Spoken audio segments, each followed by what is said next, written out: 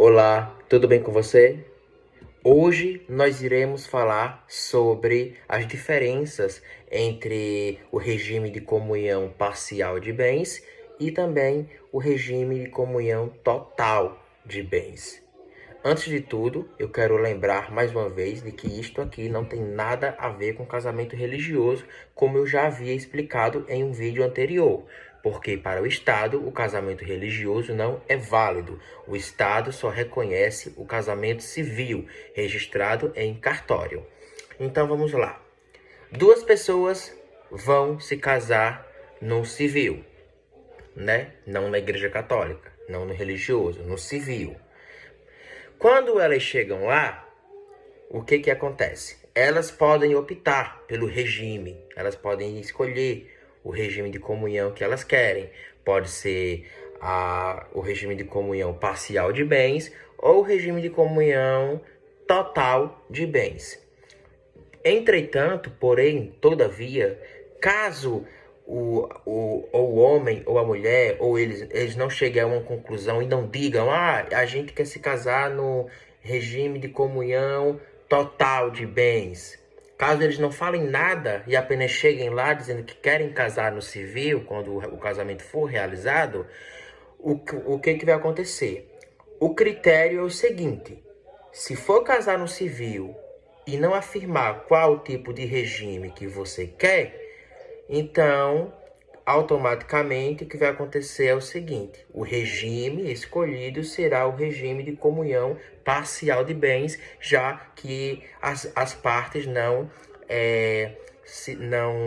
deixaram claro qual tipo de regime de comunhão que eles queriam. Ponto. Ok. Agora estão casados no regime de comunhão parcial de bens, não total. O que isso significa?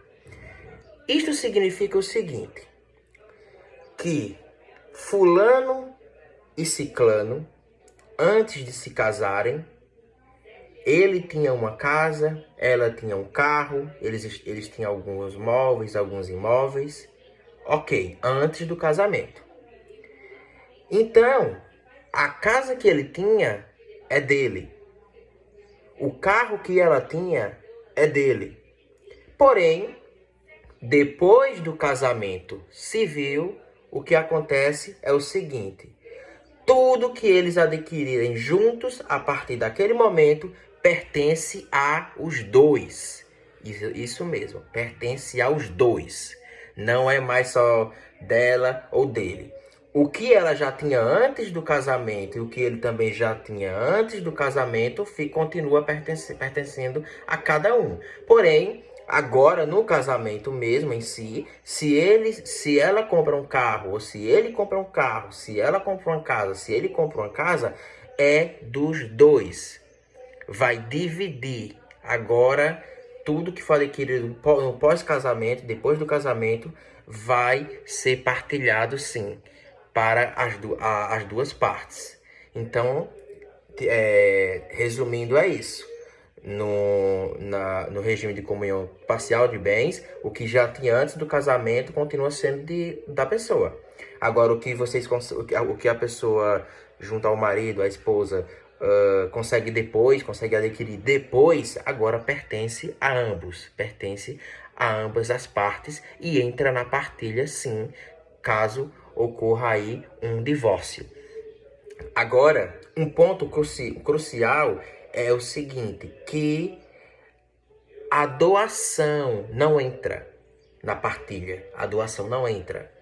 Supondo, eu sou casado no regime de comunhão parcial de bens.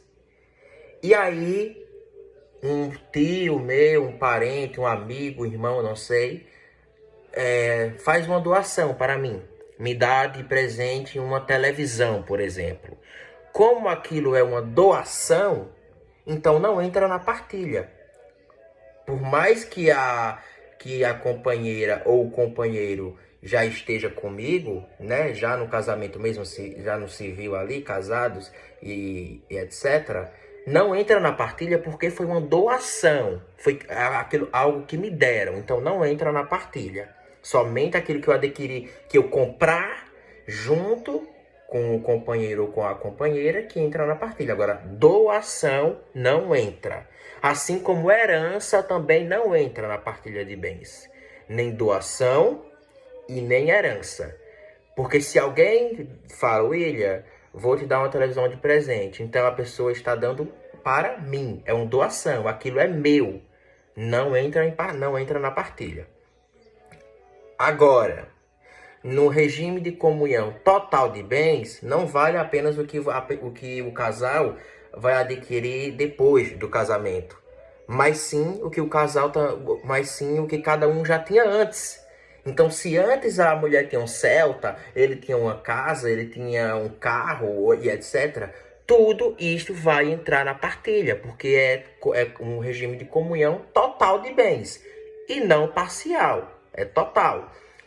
E outro ponto importante que eu falei sobre a doação no regime na comunhão parcial de bens é que no regime de comunhão total de bens, a doação não pode ser feita sem a autorização do companheiro ou companheira.